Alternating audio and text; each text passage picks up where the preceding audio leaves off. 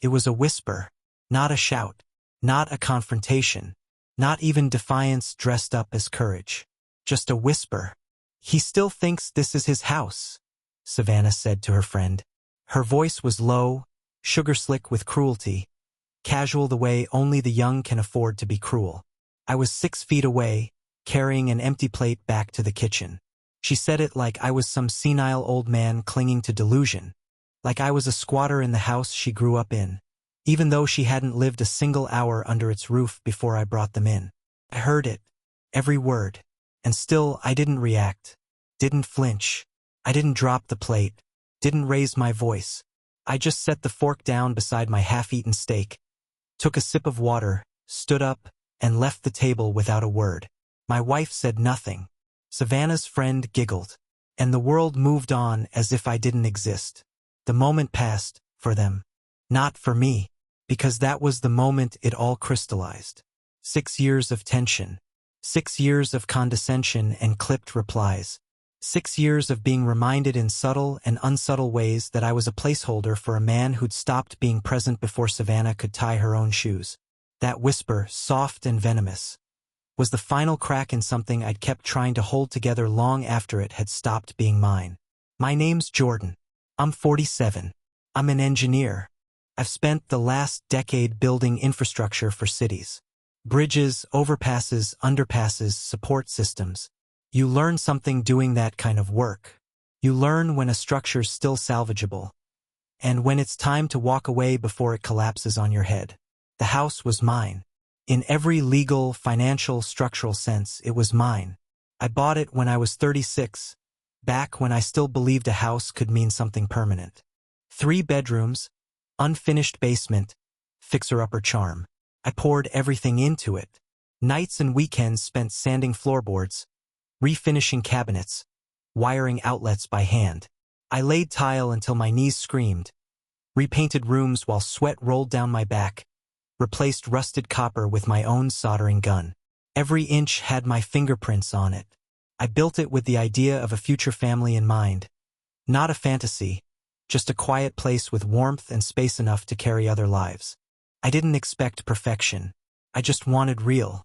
Then Megan came into the picture. She was a nurse, late 30s. We met through a mutual friend at a 4th of July thing. I liked her the second I heard her laugh. Strong, no nonsense, the kind of woman who didn't apologize for being tired after a 12-hour shift. She had a presence that made silence feel like safety, not absence. She also had a daughter, Savannah, 14 when we met, practiced in sarcasm. Eyes always half-lidded like the world bored her. She had the kind of sharpness that made you flinch if you weren't careful. But I told myself that was normal. Kids have layers, especially kids from broken homes. We took it slow. I didn't move them in right away. We dated for 2 years. I made space without rushing.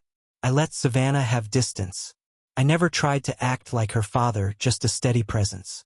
A support beam, not a replacement. When they finally moved in, I thought we'd earned something. Trust, maybe, or at least cooperation. Instead, I became furniture, a background object. At first, I told myself it would pass. Teenagers are resistant. It's their job. But time didn't soften her. It sharpened her. She learned exactly where the boundaries were, and then leaned on them just enough to make it clear they didn't matter. She wouldn't meet my eyes, wouldn't respond when I asked about her day, would leave messes in the living room and wait for Megan to clean them up. If I said anything, even gently, she'd just blink slowly and say, "I don't know why you care so much. It's not your space." And Megan? She'd chuckle nervously. Teenagers, right? No, not just teenagers. This was contempt. Quiet, deliberate contempt. And it was growing. I paid every bill. Mortgage, groceries, streaming services, doctor's visits, the goddamn orthodontist. Megan didn't make me. She never asked. That was the part that made it worse. She never asked. But she never stopped me either. When Savannah's laptop broke, guess who bought a new one? When her school ran that fundraiser for a trip to DC, I covered the shortfall. When she needed new cleats, new jeans, a haircut before homecoming. Swipe, swipe, swipe. But if I asked her to rinse her plate after dinner? You're not my dad. I heard that one often. That and this is mom's house too, you know? But it wasn't just words. It was the way she'd roll her eyes when I gave an opinion. The way she'd ask Megan for permission in front of me, ignoring the fact that I was sitting 3 feet away. The way she'd call her friend on speakerphone while I was trying to concentrate, laughing loudly, saying things like, "He's home again. Ugh. I swear he never leaves. I should have drawn lines. Maybe that's on me. Maybe I let it slide too long." But the thing about disrespect is it doesn't show up like a wrecking ball. It seeps, slow, like water under your floorboards. By the time you feel the rot, it's already too late. The worst was when she borrowed my laptop. She left a messaging app open. I saw a conversation she had with a friend. I don't hate him, he's just like, there, like the Wi-Fi. You notice when it's gone, but otherwise, who cares? It's not even his house. She was 16 when she wrote that, 17 now. You want to believe kids don't mean that kind of thing, that they're just posturing. But Savannah never postured. She meant it. Still, I didn't blow up. I didn't confront her. I told myself she was just a kid, testing limits. I told myself Megan would talk to her. She never did. There was a kind of slow erasure happening, one I didn't see at first. I started adjusting myself around the house. Stopped using the living room after 9 p.m. Stopped putting sports on unless Savannah wasn't home. Ate more meals at work. Slept in the guest room a few times when Megan said Savannah was having a bad night and needed space. Piece by piece, I shrunk. And all the while, Megan kept saying we were adjusting. But I was the only one making adjustments. Savannah took more, spoke less, respected nothing. Megan gave me apologies that cost nothing and changed even less. And I kept telling myself I was being a good man. Patient, solid, quiet, until that dinner. Until the whisper. He still thinks this is his house. Said over garlic bread and canned soda. Laughed about like it was a joke between royalty about the butler. They didn't know I heard it. But I did. I rinsed my plate. I dried my hands on a dish towel Savannah always left crumpled on the counter. I walked past them, past Megan, into the garage. And I just stood there. Among the tools I bought. The drywall I patched. The shelves I installed. The echoes of the man I used to be before I let this place strip the voice from my chest. They thought I was lucky to live there. They didn't know they were the guests. And something in me, the part that had been bending for 6 years, stood upright again. Because that whisper wasn't just cruel. It was revealing. Told me how they truly saw me. Not as a man. Not as a provider. Not even as part of the house. Just a fixture. A leftover. A ghost haunting rooms they thought they owned. That was the moment I knew. The house was still mine. But they never would be. I didn't tell them. Not that night. Not the next day. Not ever. I kept making dinner like nothing had been said. Took out the trash. Repaired a loose fence slat Savannah had slammed into with her bike. I smiled when Megan came home late. I even bought groceries. Not because I forgave anything. Because the decision had already been made. I didn't need to fight for respect anymore. I didn't need to yell or explain or ask for understanding like a beggar at his own front door. No, I'd learned something better than rage. Silence. It was a different kind of power, slow, precise, and patient. I wasn't punishing them. I wasn't trying to make a scene. I was just closing the books. One line at a time. The first step was easy. I called my friend Jared. He's a real estate broker. Smart, quiet, knows how to move things fast without drawing attention. We met for coffee. I didn't say much. Just told him I was thinking of making a change. His eyes narrowed. Thinking? No, I said. I've already decided. I gave him the specs, the square footage, the updates I'd made myself. We talked numbers, comps in the neighborhood. He nodded like he already knew what I was going to say next. I want it listed by next week, I told him. No contingencies? None. I signed the documents 3 days later. Took 6 days to sell. Full asking price. No inspections waived. A couple from out of town.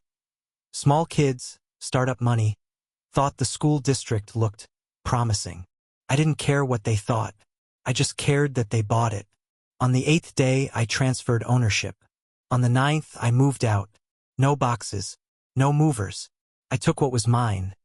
Laptop, clothes, tools, photos I kept in the drawer nobody opened. 2 suitcases. 1 backpack. Nothing else. No goodbyes. No confrontations. No warning. I didn't need to slam the door. I just closed it. Megan got the letter 2 days later. Certified mail. Thick envelope. My name in the top left. Hers on the center line. It sat on the counter for a day before she opened it. I imagine her fingers trembled. I imagine she thought maybe I'd written her something heartfelt, or wounded, or strange and cryptic. What she found was worse. Paperwork. Real estate transfer. New deed. Legal ownership stamped and signed, but not by me. By the new buyers. And by Jared, whose firm handled the closing. The house was no longer mine. It was an investment. And Megan? She didn't live there anymore. Not technically. Not legally. She lived in someone else's property. A rental. 3 days after the sale, she got a phone call. Jared again. Calm, professional. He introduced himself not as my friend, but as her new landlord's property manager. Rent would be due on the 1st. $2,400 a month. She called me that night, screaming. I didn't pick up. Next morning, Savannah texted me. What the hell? You sold the house? I replied. It was never yours. The calls came harder after that. Megan left 5 voicemails in one day. How could you do this? What about us? This was our home. I listened to every word. Then I deleted them. Savannah posted something on social media. A blurry picture of a for rent sign going up outside the house. Captioned, Imagine thinking you live somewhere, and then finding out you don't. The comments poured in. Some friends laughed. Some asked if she was okay. One person wrote, Damn, that's what happens when you forget who pays the bills. I didn't write that, but I liked it. Megan emailed me next. Said the mortgage was always in my name, but she thought it was understood we'd built a life together. That I should have talked to her first. That I was being vindictive. I wrote back one sentence. No, I'm just done asking to be seen in the house I paid for. That shut her up for a while. I moved into a loft closer to work. Nothing fancy. Concrete floors, a mattress on a metal frame, a desk and a lamp. A place where every object belonged to me and only me. No one rolled their eyes at my music. No one left dishes for me to clean. No one asked why I wasn't laughing at some TikTok video I didn't understand. I breathed differently there. Slower. Deeper. I didn't miss them. Not in the way people think. I missed the idea I had built. The version of family I'd talked myself into. The fiction I'd spent years investing in. Like a man who builds a castle on sand and calls it home. They weren't family. They were tenants. And they hadn't even known it. 1 week after moving out, I walked through a hardware store. I passed a section filled with smart home locks. I thought about the doorbell camera I'd installed last year. The one Savannah always unplugged when her friends came over. I thought about all the passwords they had. The codes. The keys. The things I'd given them access to because I assumed they cared. I went home and changed every password I'd ever shared. Wi-Fi, streaming, utilities, garage opener, every account, every tool, gone. Jared handled the transition with the new landlord. Maintenance now went through him. If the plumbing backed up or the AC failed, they had to call the office. I imagined Savannah's face the first time she called the new number and realized the voice on the other end wasn't mine. They had been living on invisible scaffolding, and I'd pulled it down. Quietly, efficiently, legally. No confrontation. No door slamming. Just subtraction. Not revenge. Just paperwork. The best kind. The kind that doesn't yell or throw things or demand validation. The kind that says, you made your choice. I made mine. They tried to turn Megan into a buffer. Savannah especially. Texted her long screeds about how wrong it was. How I'd blindsided them. How you can't just do that to people. But yes, you can. You can when they've been telling you for years that you don't matter, and now you finally believe them. You can when someone mocks you over dinner and your wife doesn't blink. You can when your name is the only one on the title, the loan, the bills, and still they call it their house. I got another email the following week. From Savannah. It was longer this time. Rambling. Emotional. She didn't say she was sorry. Not exactly. But she hinted around the edges of it. I just didn't think you'd actually do it. That was the part that stayed with me. Not the pain. Not the confusion. The assumption. She didn't think I had it in me to walk away. Because for years I didn't. For years I swallowed it. Smiled through it. Paid for every inch of the rope they used to hang me with. And they got used to that version of me, the quiet one. The tolerant one. The man who would never act. Until I did. Until I left them not with an explosion, but a form letter and a lease agreement. Savannah wrote one more line. I thought you were like the Wi-Fi, always just kind of working. I didn't think about what it meant. I didn't respond. There was nothing to respond to. She didn't miss me. She missed the life I made possible. That's not love. That's not respect. That's dependence. And I'm not interested in being depended on by people who don't see me. The next rent was due in 2 weeks. I heard from Jared that it came in late. Megan called again. Left a voicemail saying they were trying to adjust, that things were tight, that maybe we could talk. I didn't reply, because there was nothing left to talk about. They lived in a house now, but not a home. And me? I finally lived like I meant it. Alone, but whole. And when I turned the key in my own door, I felt something I hadn't felt in 6 years. Peace. The first thing I noticed was the quiet. Not just the lack of noise, but the absence of surveillance. The pressure. The pacing.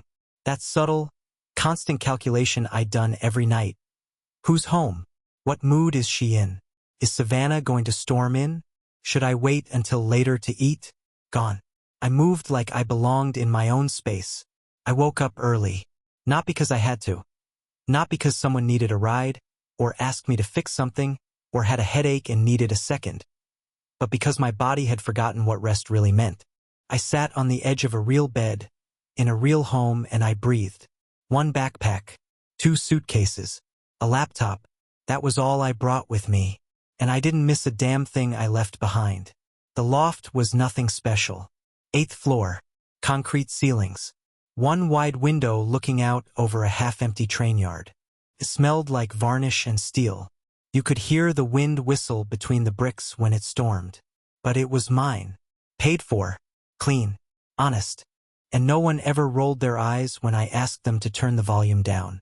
No one ever accused me of controlling everything. No one ever treated me like I was some relic who wandered in from a different era. Tolerated only because I paid for dinner. Took time for the silence to settle in. I still listened for footsteps that never came. Still flinched when I heard the buzz of my phone, expecting Megan's name to flash across the screen like a courtroom summons. Still waited for a slammed door, a passive-aggressive sigh, the crash of a glass left too close to the edge. But nothing came, and I started to realize, peace isn't just the absence of war. It's the absence of needing to justify your existence in your own home. For the first time in years, I stopped feeling like I had to earn the right to sit on my own couch. I made coffee the way I liked it. Strong, bitter, no one to steal the last pod or replace it with some sugary flavor I hated. I made toast without having to scrape off crumbs someone else left in the butter. I cooked 1 meal, ate it hot, cleaned up. No dishes waiting in the sink for me. Because someone had a rough day. I listened to the music I liked. Real music, not just playlists built by algorithms or songs that sounded like they were written in an elevator. I played Springsteen, Waits, Dylan. I let the songs bleed through the speakers like old friends returning from the dead. I remembered who I was. Not the role I'd played. Not the placeholder I'd become. Me. Took 2 months before I got the email. It wasn't from Megan. Not at first. It was from Savannah.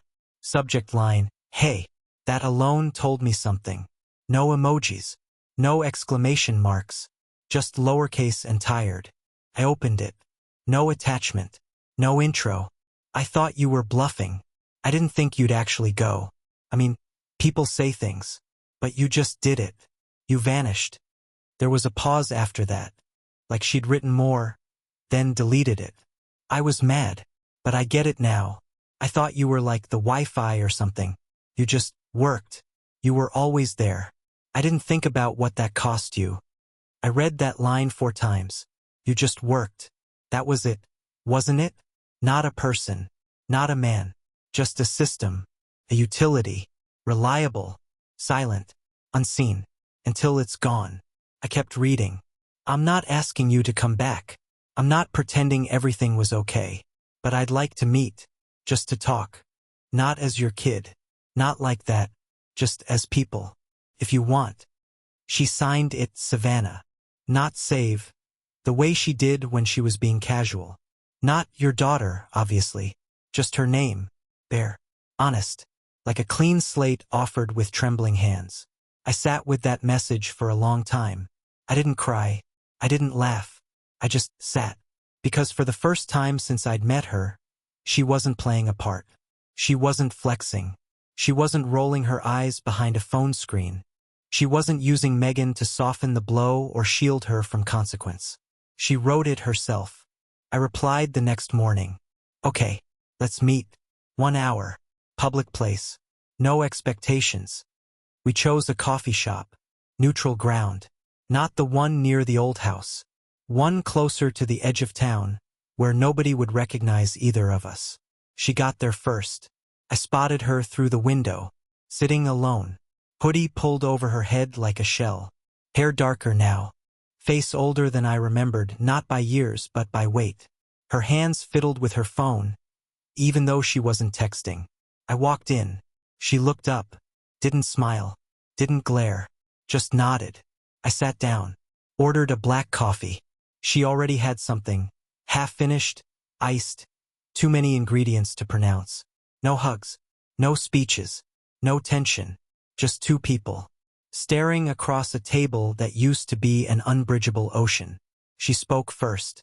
I thought you hated me. I shook my head. I didn't hate you. I stopped pretending you saw me. She didn't flinch. She just nodded. I didn't, she admitted. I was a kid. You were old enough to know the difference between cruelty and honesty.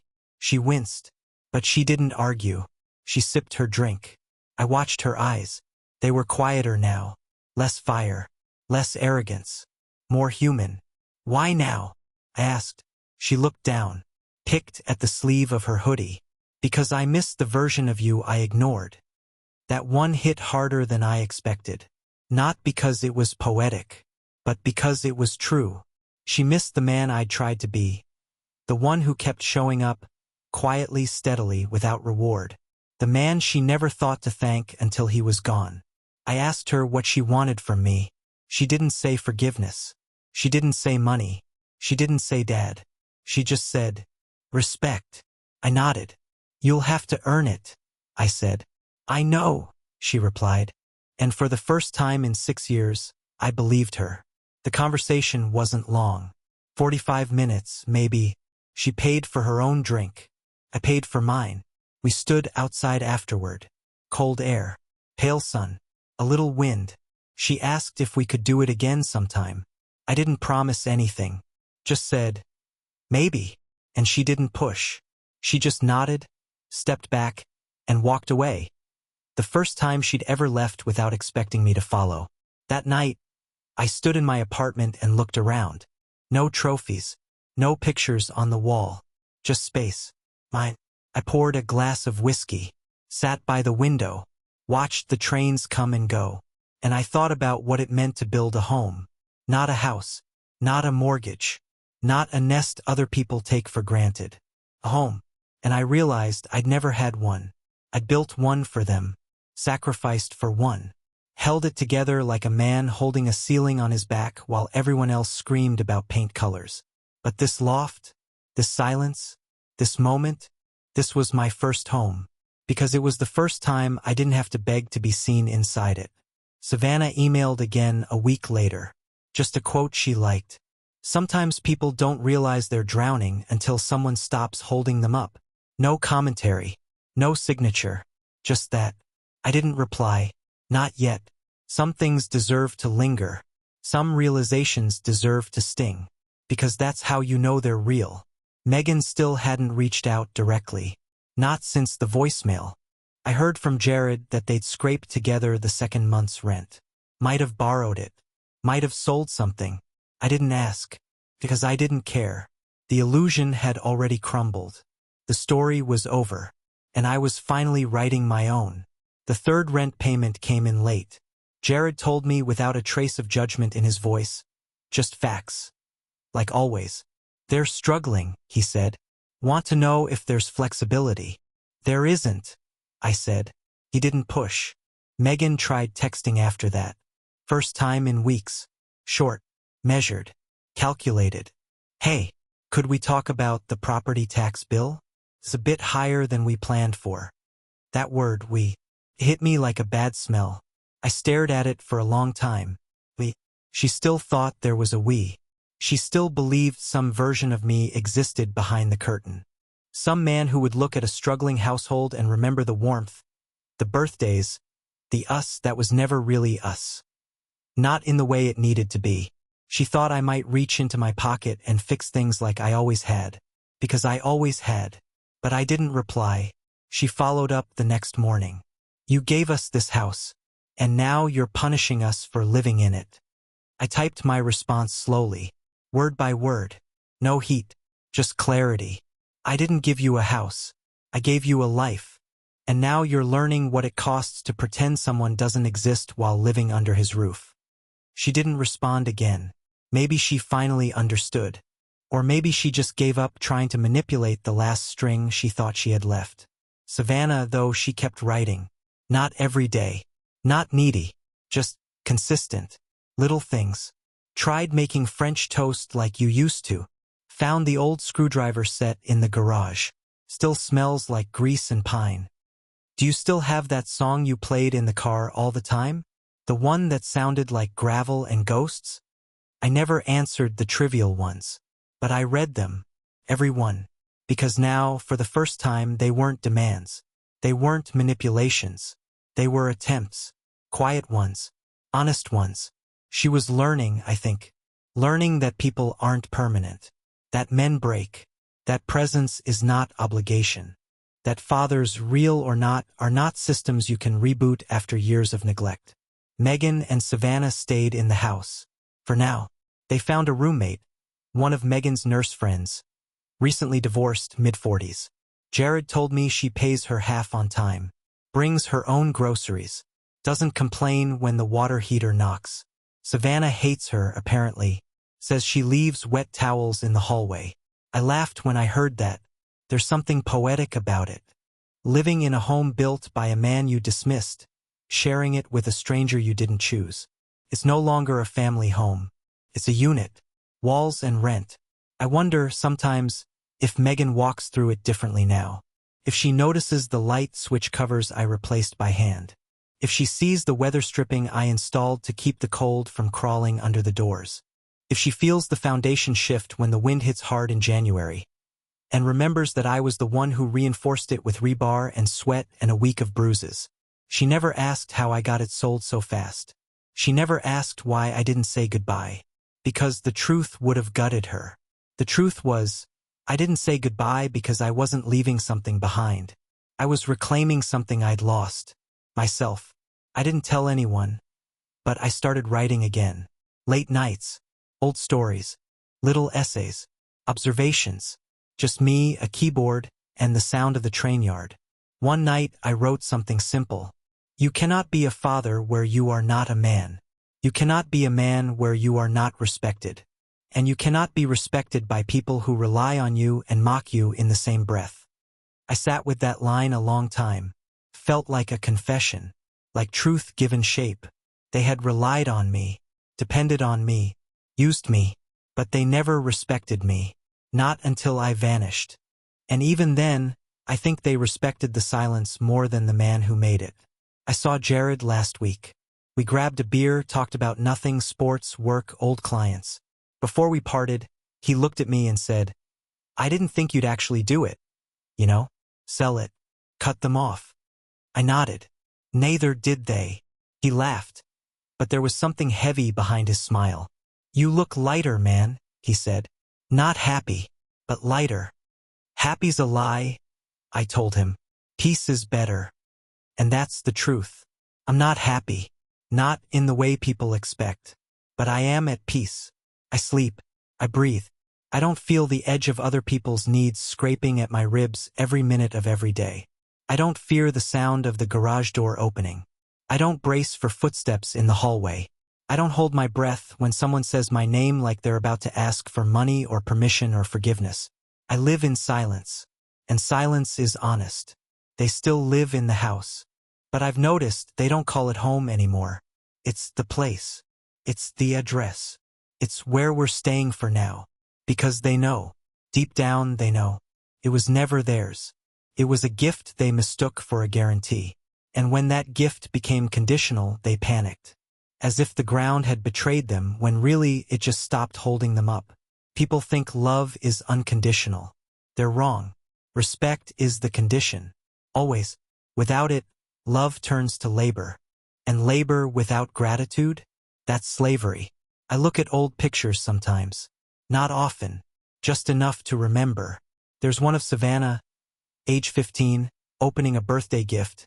Headphones I couldn't afford but bought anyway. Her eyes lit up like stars. She jumped up, hugged me without thinking. That was the last time she touched me without flinching. I hold that moment with both hands.